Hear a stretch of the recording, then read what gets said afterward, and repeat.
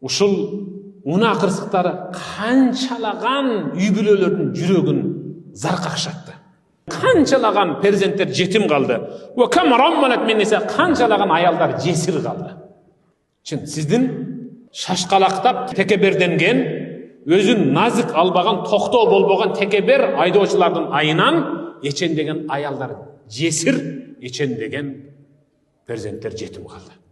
Ушул шашкалактыктын айынан анткени пайгамбар шашуу бул шайтандан эди. Ал эми шашпоо, токтоолук Аллах тараптан бендесине берген эң баалуу, баа жеткис бир мыкты сыфат.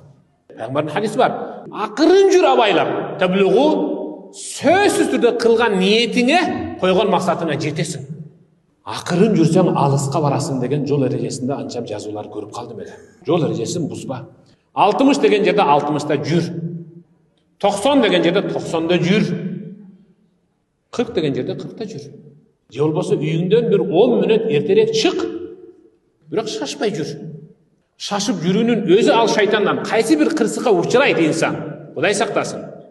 Чындап айтканда шашкалактоо, тез жүрүү, ылдам жүрүү эчендеген кырсыктарга себеп болду. Жүрөк сыздаткан, эстен кетпеген, үйлөрдү бош калтырып кое турган өтө чоң жоготууларга алып келди.